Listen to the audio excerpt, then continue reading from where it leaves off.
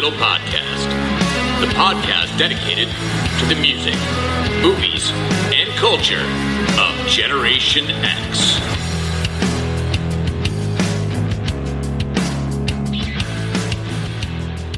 What is up, slackers, and welcome to another episode of the Stuck in the Middle Podcast.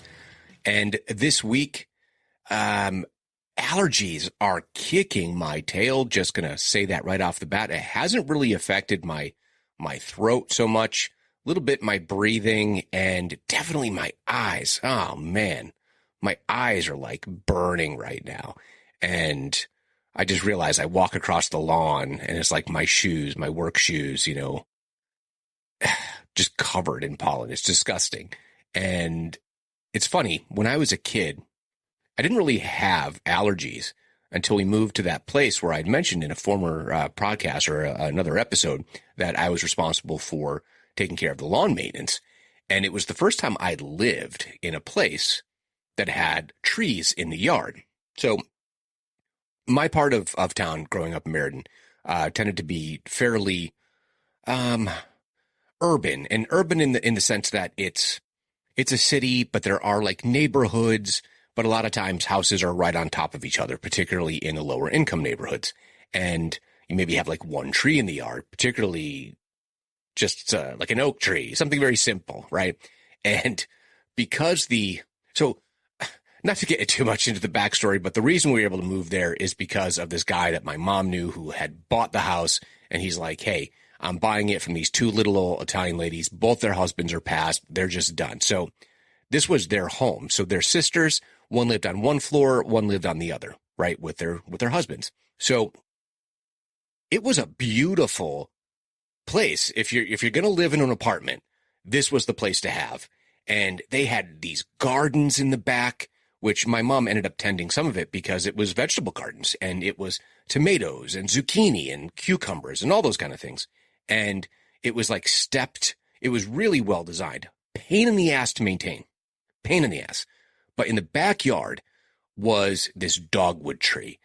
And I remember we moved there that first spring that we were there. I think we moved in the fall into the winter. So springtime comes, and for the first time ever, I'm like, oh my gosh, because it was just pervasive and constant during that whole period of time where it was in bloom. So maybe that was one of the dogwoods, late spring, early summer.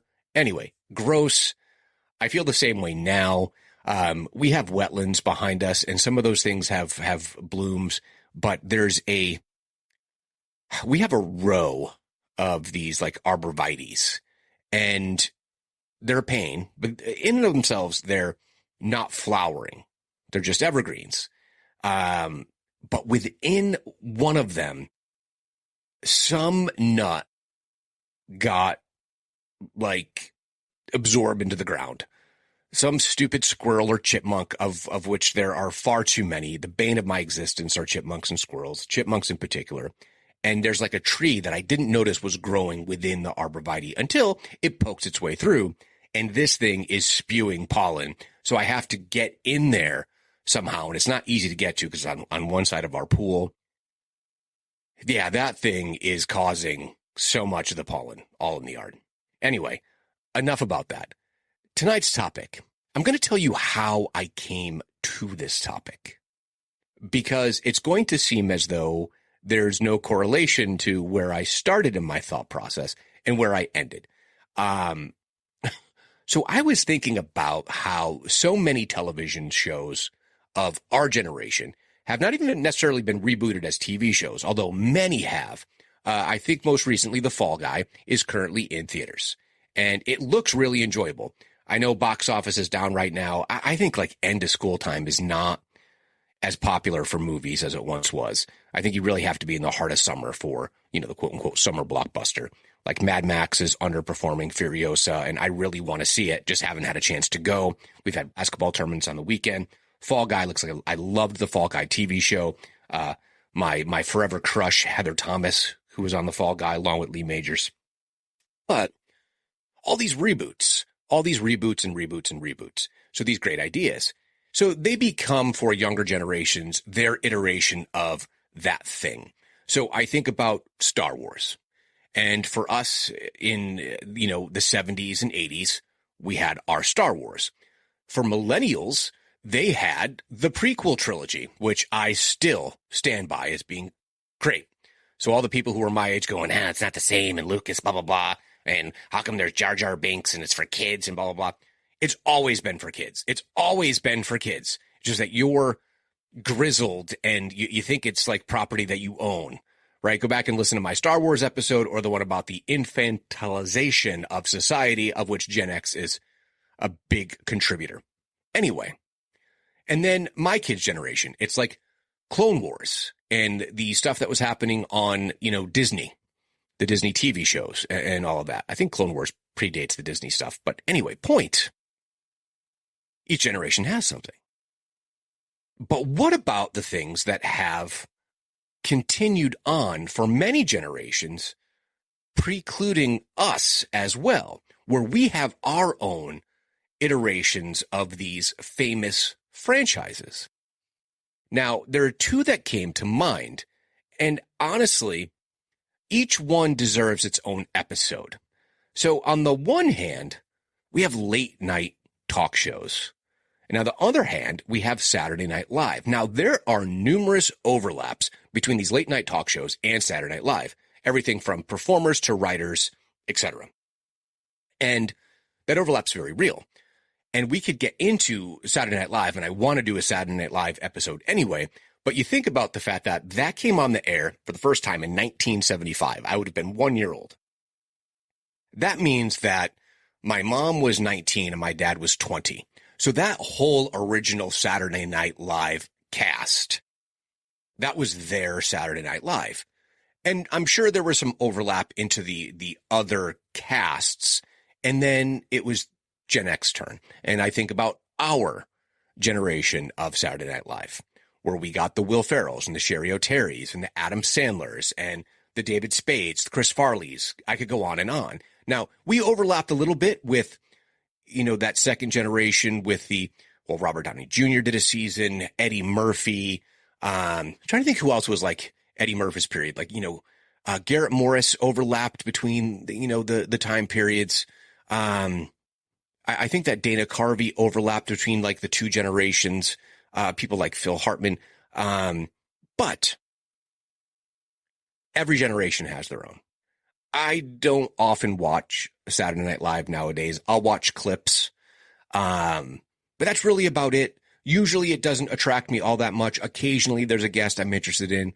I watch the Shane Gillis episode because I think Shane Gillis is hilarious. But the late night talk shows, if you want to talk about drama in Hollywood, holy cow, there was plenty of it when it comes to these late shows. So, of course, we have the granddaddy of them all. And I could be wrong. There could be more, but these are the ones that I'm focused on in The Tonight Show.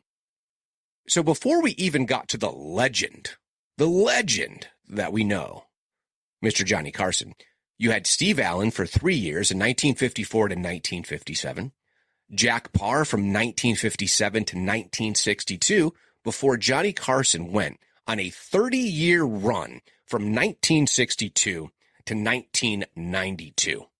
Now, let's start there.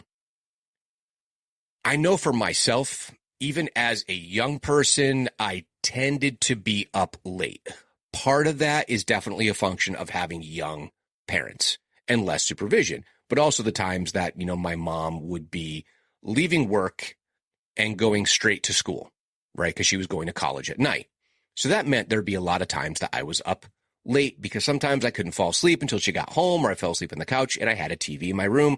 I would just flip it on. So if I wasn't listening to some hair band on my boombox through my headphones, I was watching late night TV for as long as I can remember.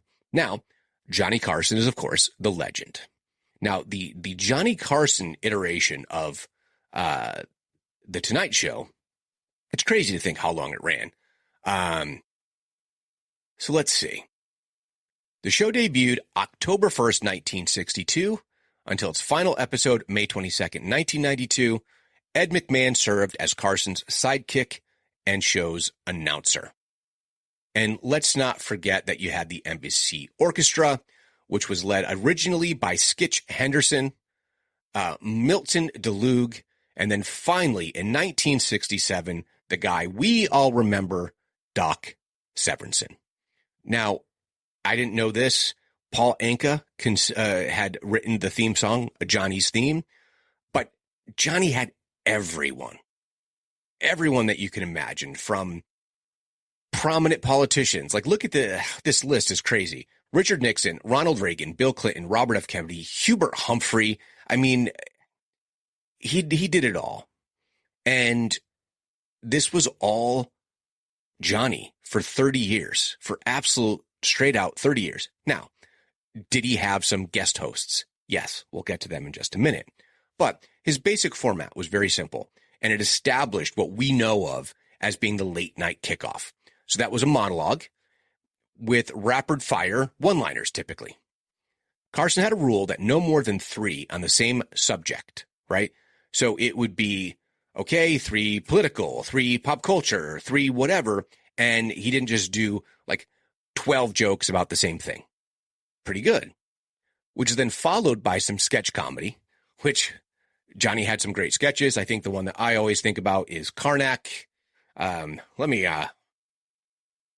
blows into the thing, and he's telling fortunes. Just such simple, goofy stuff. Let's see.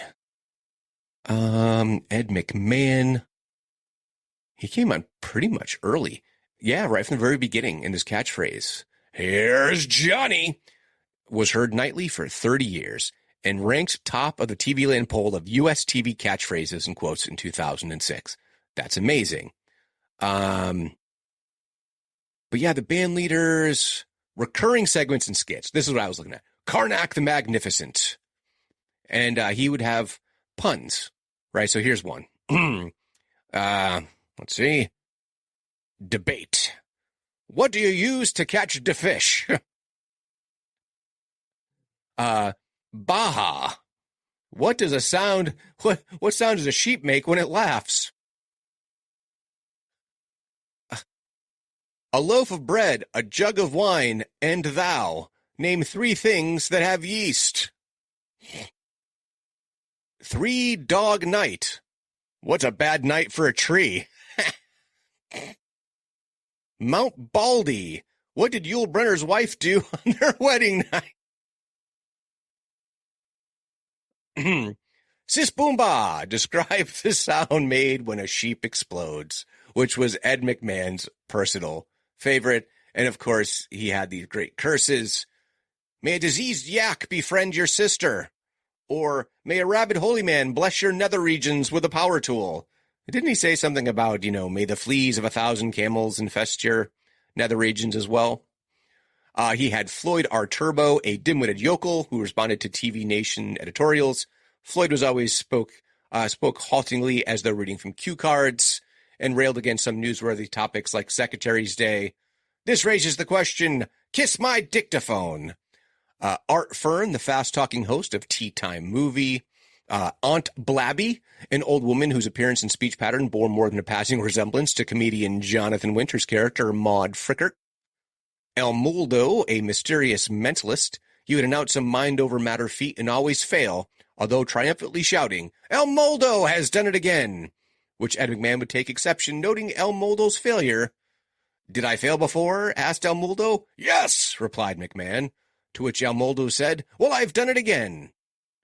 David Howitzer, consumer supporter, a thinly veiled satire of consumer reporter David Horowitz, and he also had a recurring bit as Ronald Reagan.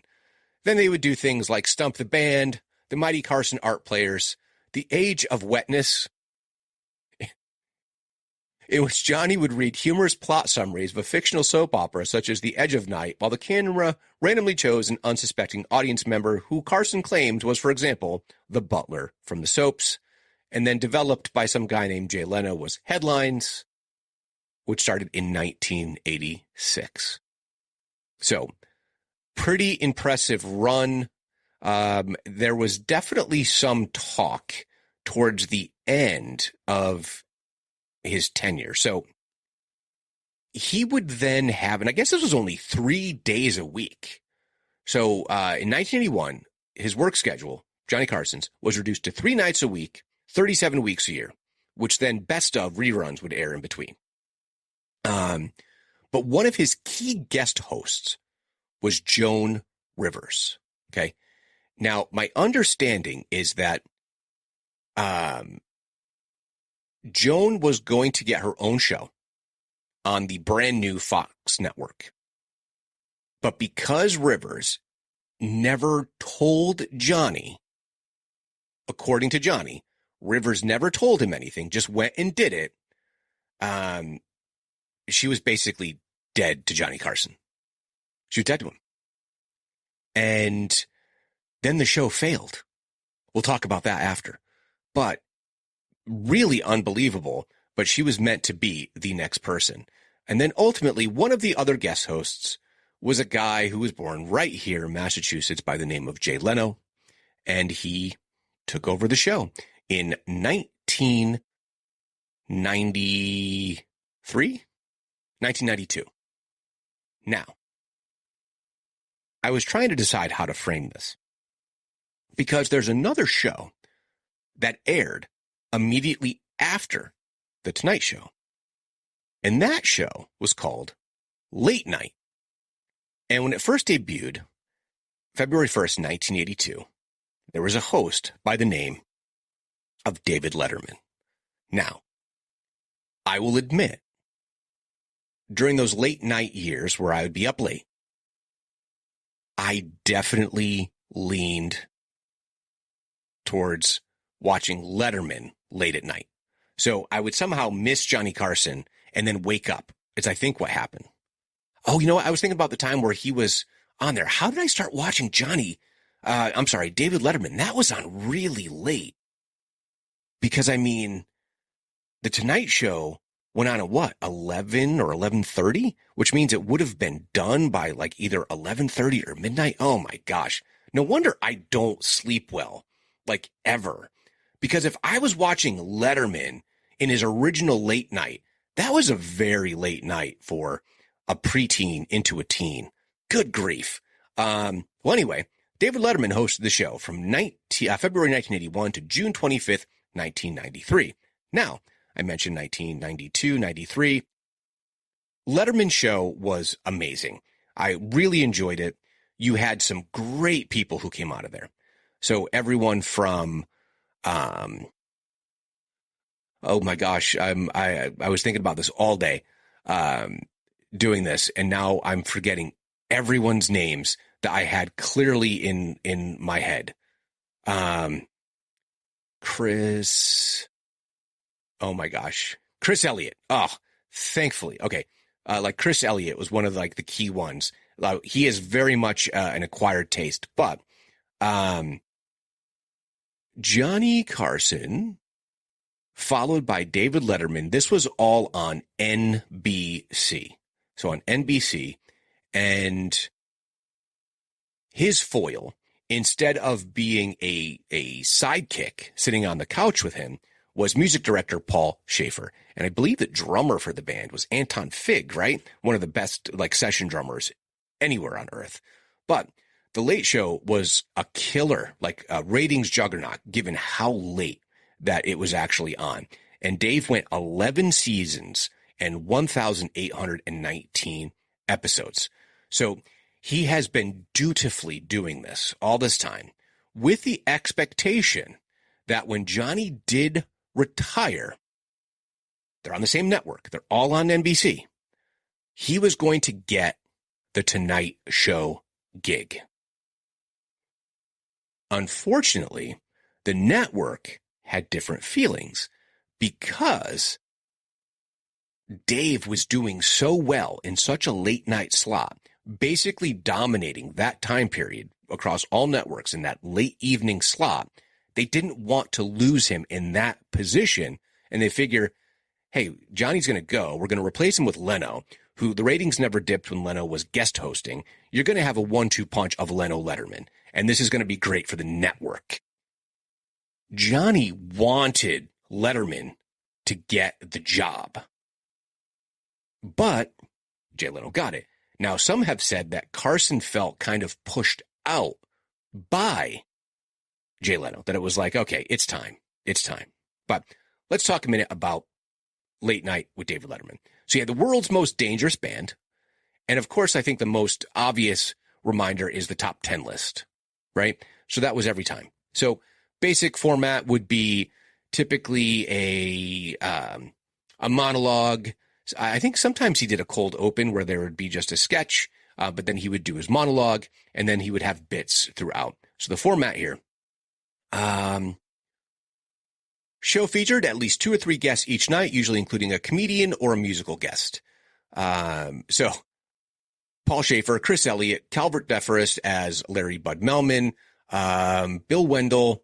Oh, that's right. I forgot about that. Let's see. The show had its frequent favorite guests, including Pee Wee Herman, Steve Martin, Charles Grodin, George Carlin, and Jay Leno. Female guests Terry Garr and Sandra Bernhard were frequently booked, with Garr appearing 32 times and Bernhard appearing 28 times. Visual segments included things being crushed by a hydraulic press, thrown through fluorescent lights, or dropped off an office building to smash on the ground. His desk featured a control panel, which could operate a bubble machine, a confetti cannon, radioactive steam, or a belch of New York soot or strange lighting.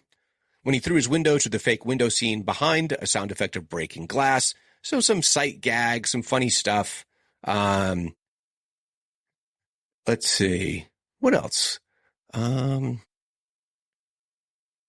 Crispin Glover and Oliver Reed frightened Dave with their nearly violent confrontational behavior in their appearances. Okay, but they're not going to mention possibly one of the greatest angles in the history of pro wrestling, when Andy Kaufman and the King Jerry Lawler had a face-off on Late Night with David Letterman. Not going to mention that. That is a pivotal, seminal moment in the crossover into mainstream media for pro wrestling, particular Memphis wrestling. So I just have to put that over. So Dave does not get the Tonight Show gig. So what does that mean? He says, I'm out of here. I'm not going to stay on this network. You promised me the time slot. You promised me. I worked for it. I deserve it. I'm going to go. So, given the job to Leno, this was done against the wishes of Carson, who had always seen Letterman as his rightful successor. According to CBS Senior Vice President Peter Lassley, Letterman announced the move on January 14th, 1993. On April 25th, 93, Lorne Michaels chose Conan O'Brien, who's a writer for The Simpsons, to succeed Letterman's old seat. Letterman left NBC, asserting their intellectual property rights to several of the most popular late-night segments. Letterman easily adapted these restrictions for his CBS show. So some of the things that he did was, he couldn't say it's Late Night with David Letterman, right? So it was The Late Show. So let's look at The Late Show, shall we? And just see, I don't recall much being different in the way of format of the show. I think it was basically the same. Let's see here. The Late Show with David Letterman on CBS. So now he's gone to a competitor and same time slot, did it for 23 years. 4,214 episodes over on CBS. They offered him a $14 million per year contract for 3 years, doubling his late night salary. According to their agreement, the show would spend a month in Hollywood at least once a year. CBS purchased the Ed Sullivan Theater for $4 million, spending several million to renovate it. So they tailor-made this show specifically for David Letterman. So he didn't have the Tonight Show. He had the Late Show. In ratings, Letterman's Late Show dominated Jay Leno's Tonight Show for its first 2 years. Leno pulled ahead on July 10th, 1995, starting with a Hugh Grant interview after Grant's much-publicized arrest. Leno also benefited from the lead-in provided by NBC's popular must-see TV program. Likewise, the CBS network was hindered by a weak primetime lineup, along with several large and major market network affiliation switches. In 1994, relating to Fox's acquisition of CBS's National Football League. So think about this. Local affiliates said, we're losing football? Nope. We don't have to stick with you, CBS. We're going to become Fox affiliates. That is amazing. Let's see. Extended the show, including his 11 years. NBC Letterman is the longest tenured late night talk show host, having surpassed Johnny Carson. I mean, it's just such a great story that it was personal triumph for Dave. He didn't get the job of his dreams, but he was such a known quantity that he was still able to go ahead, get that coveted time slot, and basically launch late night TV for CBS. So it's very interesting. So now, back to the Tonight Show. We have Jay Leno, now on the air from 1992 to 2009, basically with the same basic format, as you can imagine, because it was a formula that was definitely built by Johnny Carson. And, of course, you know, Jay made it his own, but it was basically just still the Tonight Show. Different band, you know, different things, but he decided after all those years, he was going to do something different, and he was stepping down from the Tonight Show. Now, interestingly enough, he decided that he was going to have his own little show, the Jay Leno Show. But anyway, regardless, the guy who then took over that late night spot from David Letterman when he went to CBS was Conan O'Brien. Now, Conan O'Brien is a former writer for Saturday Night Live, as well as The Simpsons, and was an unknown TV quantity. So the Conan O'Brien Show. So it's late night with Conan O'Brien. Now, I have to tell you, like, the transition from Dave to Conan was like night and day, completely different entities. But Conan ultimately became like my favorite of them. And the whole thing is 1963. He's not Gen Xer. He's just outside. He's, you know, one of those cusp, like boomer Gen Xers. So I do kind of look at him as one of ours, but he went and did his own thing and had some of my favorite guests throughout the years. One in particular, of course, is Norm Macdonald. But then my buddy Drew, who was at the time a member of the band Ted Leo and the Pharmacists, got to perform on the Conan O'Brien Show. A lot of bands that didn't get any kind of national attention, they would never be on, you know, the Tonight Show or the Late Show, got to be on national television thanks to Conan O'Brien, who is a music fan. I loved Conan's show, frankly. It was my show. I really looked at it that way. So, does it sound familiar that it comes time for the guy on the Tonight Show to leave? Now, Jay Leno's going to leave. So who's going to take the spot? Well, if you follow the same format as before, Tonight Show followed by Late Night, the late night host should then ascend the throne to get the Tonight Show. That's what David Letterman was expecting. Well, guess who got that to happen? Conan O'Brien. Conan O'Brien got to be the host of the Tonight Show. Ultimately, having the shortest tenure of any host of the Tonight Show, with except, like, I think really early on, right? No, he only got, oh my gosh. Conan got 1 year. 1 year. I mean, that is unbelievable. Not even. Okay, so get this. Steve Allen, 2 years, 3 months, 4 weeks, 2 days. Ernie Kovacs, 3 months. Jack Les Cooley, 4 months. Al Collins, 1 month. Jack Parr, 4 years. Then they had various hosts for a while. Then Johnny Carson, 29 years, 7 months, 3 weeks, 1 day. Jay Leno, 17 years and 5 days. Conan O'Brien, 7 months, 3 weeks, and 1 day. 146 episodes. Who is he succeeded by? Jay Leno, who then went on to do an almost another 4 years of The Tonight Show before ultimately ceding control to one Jimmy Fallon, who had worked with Conan O'Brien where? That's right. You guessed it, on Saturday Night Live, and it was Jimmy Fallon who replaced Conan O'Brien on Late Night. It became Late Night with Jimmy Fallon, which he did from 2009 to 2014. Currently, by the way, Late Night is with Seth Meyers, who I've never found funny, interesting, or enjoyable to watch in any way, shape, or form, in any format of anything that he does. That includes Weekend Update when he was on Saturday Night Live. I find Seth Meyers to be one of the most wildly unfunny people on the entire planet. There you go. So anyway, so Jimmy Fallon has been doing it for 10 years, 3 months, 2 weeks, and 5 days.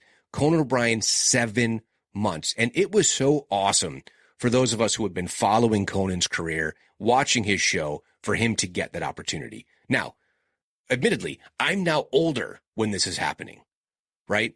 2009, I got kids. I can't be up late, right? So Conan going from the Late Show to the Tonight Show is like an hour differential. You know what I mean? So sweet. He's on earlier. I could actually watch him because by the time the Late Show was on, I'm gassed, right? So, after a strong debut week, O'Brien's total audience fell precipitously over the summer months, and the program began losing to the Late Show with David Letterman in overall ratings. In contrast, O'Brien's performance in the crucial 18 to 49 demographic was favorable, and it was found that he had brought down the median age of the Tonight Show audience by a decade. So think about this. In many ways, what Conan was doing was exactly what you wanted. It was to get a younger audience, which I think that when, Leno came back, probably had shifted some of the demographics and then brought in Jimmy Fallon a couple years later and boom, it's tailor-made. So I do think that some of the groundwork had been laid by Conan O'Brien as far as skewing younger. So kind of a bummer. So what happens then?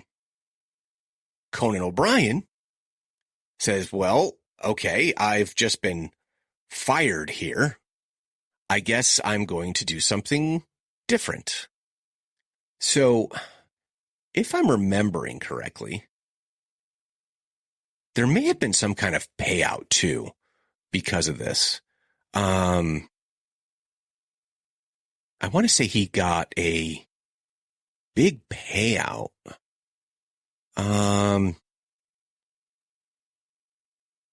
Wow. Okay. Sources familiar with the situation said that O'Brien wasn't okay because they did this whole Jay Leno show that was on in an earlier time slot. So basically, Leno was the de facto lead-in for Conan O'Brien's Tonight Show, and they were talking about changing the time, right? So shifting it back a little bit, having it be like a 30-minute show at 11:35 for Leno, with the Tonight Show starting at 12:05 with Conan. On January 12th, this is of 2010, O'Brien released this statement. I sincerely believe that delaying the Tonight Show into the next day to accommodate another comedy program will seriously damage what I consider to be the greatest franchise in the history of broadcasting. The Tonight Show at 12:05 simply isn't the Tonight Show. On January 21st, just 10 days later, it was announced that Conan had reached a deal with NBC that would see him exit the Tonight Show the next day. The deal also granted him $45 million, of which $12 million was designated for distribution to his staff, which had moved with Conan to Los Angeles from New York when he left Late Night. The final Tonight Show with Conan on January 22nd featured Tom Hanks, Steve Carell, who did an exit interview and shredded Conan's ID badge, Neil Young, and Will Ferrell. Crazy. So then he went off, did his own thing before getting signed to do a TV show on TBS. So everything that we've talked about has been network so far. NBC, CBS being the two primary ones that were kind of going back and forth. Oh my gosh, I don't even remember. Whoa. Was there? Because I think ABC now, it's what? It's Kimmel? Who I also don't really fuck with Kimmel.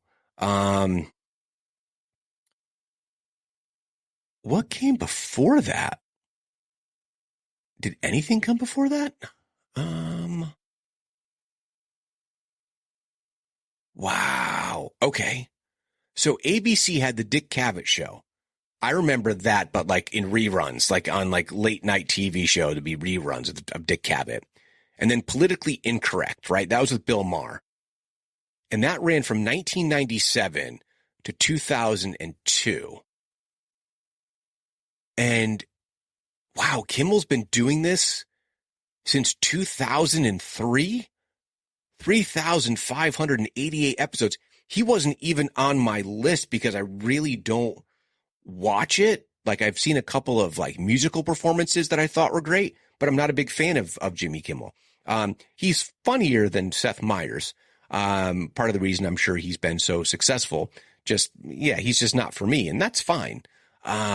Wow, I forgot about that. So, but ABC, their late night counter programming was Politically Incorrect. That's so interesting. And let's think about some of the guests that show had.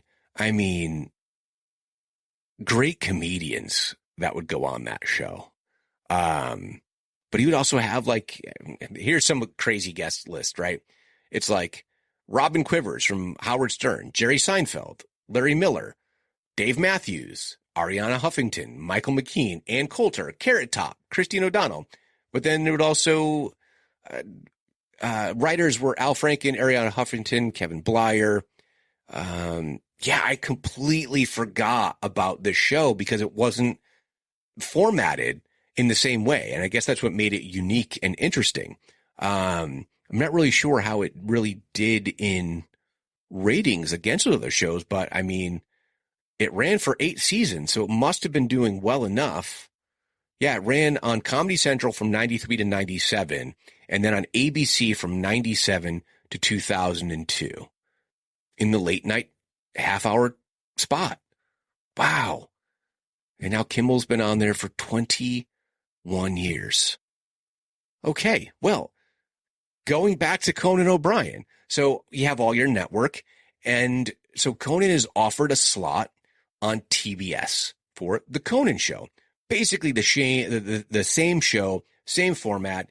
So I didn't mention it before. So his band was the Max Weinberg 7, led, of course, by Max Weinberg of the E Street Band. You had guys like, not Baba Booey, because that's from Howard Stern. I'm forgetting the name of a couple of the guys that were in the group, and Andy Richter. So when he was on the Late Night with Conan O'Brien, Andy Richter was his Ed McMahon, if you will. So they did sketches and skits and all those kind of things. Then when he did the Tonight Show, Andy wasn't with him, I don't believe, or the latter part of his time on Late Night, because Andy went and did a show, Andy Richter Saves the Universe. He was also a bit part in the Chris Elliott from, Letterman, for Cabin Boy, one of the worst, best movies you could possibly imagine. And it turns out that maybe it's because it's cable, maybe because it's a different format as far as like viewership, but apparently the Conan Show did not do well in the ratings. In fact, it said that the ratings were terrible. So I'm sure that some of the suits over at NBC were like, you see, this is what we're telling you. Yeah, he skews pretty strong in that 18 to 49 demographic, but overall, he doesn't attract viewers. And I don't know, I enjoyed that show. So Conan Show was my late night show. Like, that was it.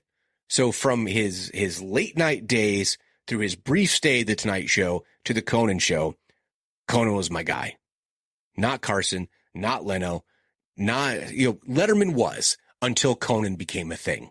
That's how I can put it. I always wish that the 1-2 punch had been Letterman Conan. I think that just would have been unbeatable. But wait, there's more. So if you're going to have, the Late Show, which is, Letterman's version, that became a thing, and he was succeeded by Stephen Colbert when David Letterman retired in 2015, which is also pretty mind-blowing that it seems like it was just a minute ago. So, that is, 8 years, 1,499 episodes. Not a big fan of Colbert either. He's okay. He's diminished in my eyes as years have gone on. He was a good replacement. Don't get me wrong. He was coming off of The Daily Show. He was originally kind of doing the shticky kind of character that he did on The Daily Show when he first became like the new host, and then gradually just morphed into being just Stephen Colbert, in my opinion. It says that he hosts the show as himself. And I think some of the earlier episodes, he was still working in between character work and just being himself. But what comes after that? So you had The Tonight Show followed by Late Night. Then you had The Late Show followed by The Late Late Show. So here's what I'd forgotten all about. The first person. So, of course, David Letterman now has the CBS gig. He's on The Late Show. He suggests, hey, we're going to have a late, late show. We need to have all counter programming. They have The Tonight Show and Late Night. We're going to have The Late Show and The Late, Late Show. He had recommended Tom Snyder. Now, Tom Snyder had been a host for many years. Anyway, I don't remember that era. That was 1995 to 1999. But here's what I completely just fell out of my head. Craig Kilborn. Craig Kilborn did the show for, almost 5 years, 1999 to 2004. And I had forgotten all about it. But his segments were In the News, What Up, To Blank with Love, 5 Questions, Tuesdays with Buddy featuring Buddy Hackett, Yambo, and The Weather with Petra Nemkova. But yeah, I mean, all different types of guests from all over different walks of life, sports, comedy, film, music. But I'd completely forgotten about Craig Kilborn because I really enjoyed the next guy on the list, who is Craig Ferguson. I still will watch some segments of Craig Ferguson's version of The Late Late Show, along with Jeff, his, robotic sidekick, some absurdist humor, his approach to the interviews. Either it was all extremely improv or it was all planned out. I'm not sure which, because he always flirted the line between being completely uncomfortable with or overly comfortable with his guests. A lot of great stuff. But I think Craig Ferguson's run might be somewhat underrated because he was just so damn good. And he ran from 2005 to 2014. I just thought he was great. I think when it came down to it, they extended his contract. More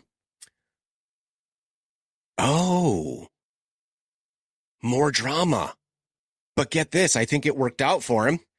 So Ferguson's contract was set to expire in June 2014. His contract called for him to be the first in line to replace David Letterman on The Late Show. But because CBS chose Stephen Colbert, Ferguson reportedly received a windfall of as much as $10 million. $10 million. They chose, here's $10 million because we're giving it to Stephen Colbert. Wow. See, this late night stuff is crazy. And of course, from 2015 to current, or is the show over? I don't know. I guess it ended. The show ended April 27th, 2023. But James Corden was the final host, doing 1,197 episodes.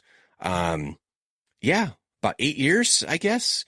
I never really enjoyed it. A couple of the segments were pretty funny. He would do some definite absurdist comedy skits with the guests. I thought that was fun.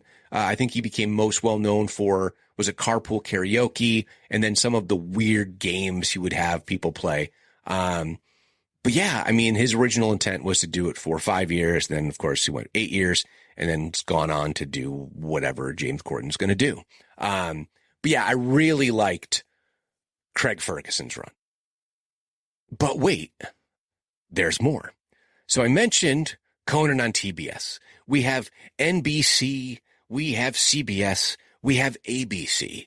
But then there was this fledgling network that came out in 1987, the Fox Network. And they started their own version of a late show with Joan Rivers. It did not go well. Didn't go well. However, then they decided, is that true? No way. Hold on a second. Wait. Hold on. There's something amiss here. Okay. That's what I thought. I was a little confused. Okay. So, because I guess there was a reboot. I didn't know about it. The dates did not line up for me. So anyway, Arsenio debuted on Tuesday, January 3rd, 1989. It ran for 6 seasons till 1994, 1,406 episodes. It was, I guess, my own, like our generation, like Generation X. It was Arsenio, because Arsenio was having all the musical guests and all the, the musicians, and they had wrestlers, everything from across the space that you can imagine. And it was really, really cool because it was definitely skewed towards younger people. And it was obvious.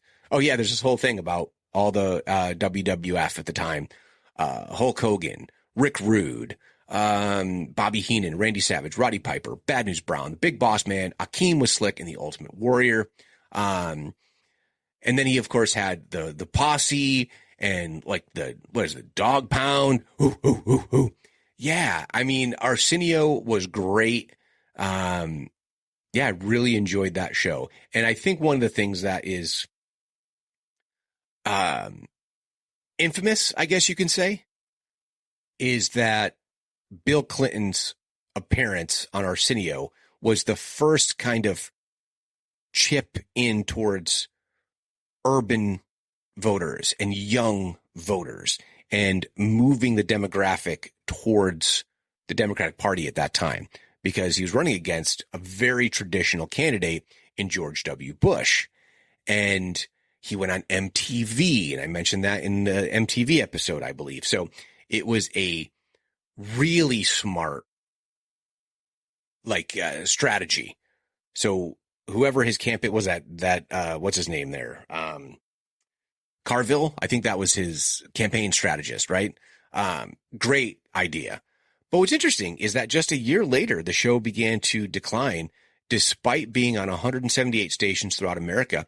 And at the end of 1992-93, one of Hall's strongest bases consisted of CBS affiliates, which is interesting because now you had all that stuff happening with CBS, where CBS was going to have their own show, effectively kicking off Arsenio Hall, right? So you could kind of pick and choose, I guess. So he was airing on CBS affiliates, although it's a Fox show. I'd have to look at like the contracts with syndication and all that kind of stuff. But there you go. Arsenio Hall was basically pushed out by having David Letterman go over to CBS, because now the competition was the Tonight Show and the Late Show. I just think it crowded Arsenio right out of the marketplace. But apparently he came back with a second series, which ran about 1 year. It had been looked at by Fox, TBS, CBS, and yeah, I guess it was just on some small affiliates and never really got a large distribution, from what I can see here. Anyway, but wait, there's more. Huh. Remember the Magic Hour? That's right. A few years after the end of the Arsenio Hall show, Fox decided they were going to once again get into the late night business with host Irving Magic Johnson. For those of you who don't know, it did not even get a full season. The series was canceled after 8 weeks. Johnson later blamed the demise of his talk show on lack of support from black celebrities who refused or could not appear on his show. Johnson claimed the managers and agents keep them off the black shows. This is his assertion, not mine. I don't know any of the stuff behind that, but I know that Arsenio was very, very popular just a few years earlier. So I'll have to tell you, Magic, you weren't a great host or interviewer is probably more the case, but hey, they gave it a shot. But oh wait, they were not to be deterred because somewhere in there on Fox, did I get these years? So do you remember that Chevy Chase had a show? So I don't know how this all lines up with the different distribution partners and all that. It's like Fox as a production company versus a network, but the Chevy Chase show was also on Fox, and it aired in 1993 for a whopping total of 29 episodes. 29 episodes. Despite having, listen to some of these guests: Goldie Hawn, Whoopi Goldberg, Jason Priestley, Harry Anderson, Martin Short, Kathleen Turner, Robert Townsend, Tom Selleck, Dennis Hopper, Jenny Garth, Garrett Morris, Al Franken, Rita Rudner, Engelbert Humperdinck, Billie Jean King, Chris Everett, Sinbad, Robert De Niro, Kenny Loggins. I mean, it's crazy that he had, at the time, a lot of these were like top-notch acts to get, and it just went absolutely nowhere. I don't think I've ever watched an episode of the Chevy Chase show. So, hey, he made it a little bit longer than Magic Johnson. But I think Joan Rivers, the first time they tried it, I want to say it went, let's see, Late Show, 1986. It did run for 2 seasons. Let's see. Yeah, 2 seasons. Doesn't really say much more than that. But it was definitely Fox trying to go ahead and get into that late night space as well. And ultimately it went, I think they offered something. I read somewhere that Dolly Parton, in 1993, Fox asked Dolly Parton to host a late night show, which she declined. And then you had Joan Rivers, Arsenio Hall, Ross Schaefer. I don't remember Ross Schaefer hosting. Do you? Let me know in the comments or let me know in socials. I don't remember Ross Schaefer at all. I guess he was a motivational speaker and leadership consultant. No clue. But now I feel like I'm missing something because it's just, there are so many shows and there's all this kind of infighting and these weird things. So think about it. Chevy Chase, where was he out of? Saturday Night Live, right? It's just that little piece of it as well. Like these kind of overlaps between these different shows. Now, mind you, I think that most of the hosts that I've mentioned tonight, almost all of them are from the comedy background. I think you need to have that.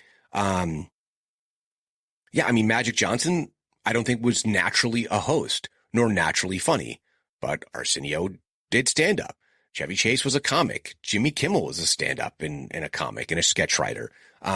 Conan had never been in front of the camera, but he had been a writer on all of these different shows. Johnny Carson came from like the vaudeville kind of, era. Jay Leno was a stand-up. Letterman was a stand-up. Jimmy Kimmel. Stephen Colbert was more sketch comedy, I think. Craig Kilborn, while not a comedian, was a sports host. So he was on ESPN, and ESPN always peppered in comedy in how they did their presentation for something like Sports Center. So I think that made sense.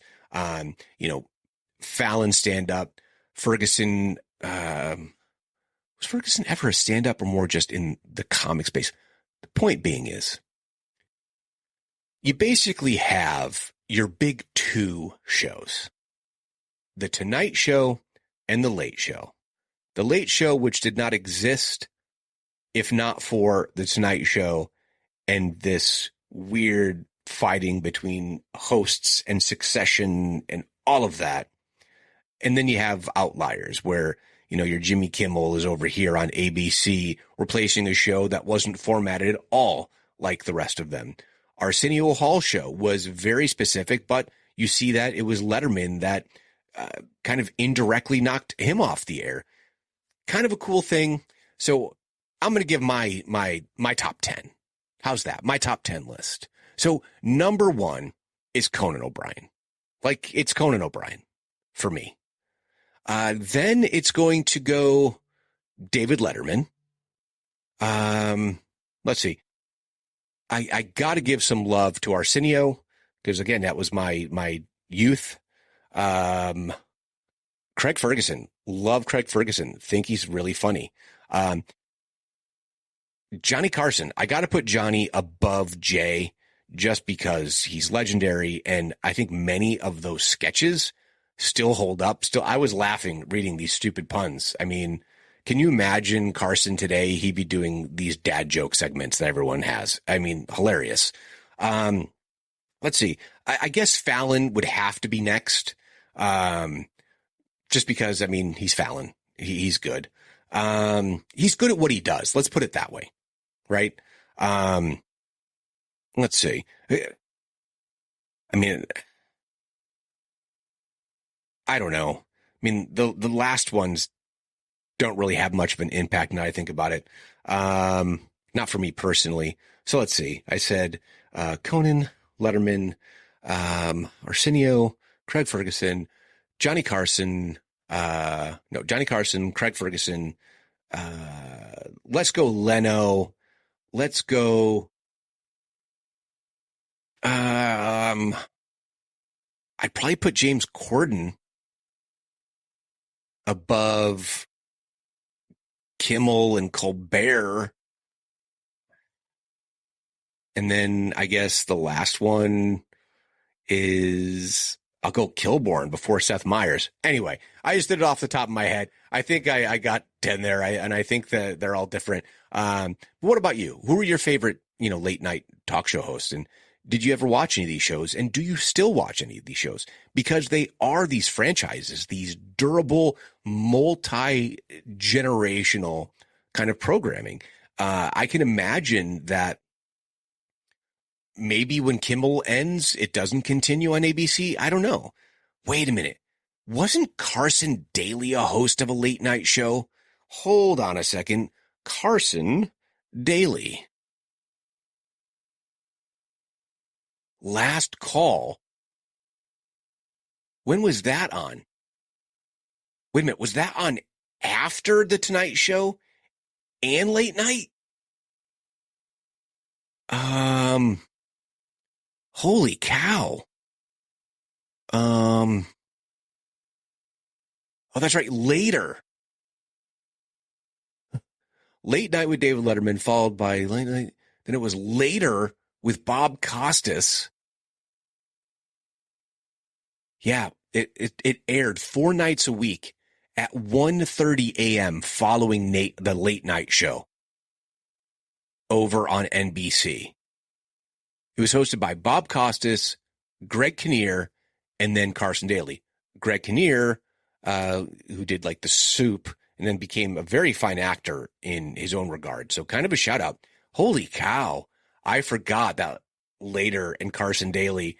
I say this facetiously, but, I hate Carson Daly, so he's not going to be on the top 10 list. But it's just interesting that I've forgotten how late these shows go. Who is watching first run TV at 1:30 a.m. other than very young people, of which I am not. So that is not for me. So anyway, that is my little jog and jaunt down to the late night talk show world. I think is fascinating. It's amazing, all of these performers and how these shows have continued on. And it's just amazing to me to be on at such a late night when I think that much of America, just my opinion, much of America is probably more on well, I guess not. I can't really say that because I was like second shift and third shift for a long, long time. Because I mean, watching late night TV and then getting up at the crack of dawn to get on the road is no bueno, particularly at this age. Anyway, so that's it. I'm just rambling at this point, trying to figure out how I'm going to log off the show. I guess it's, hey, tell me, who are your favorite late night talk show hosts?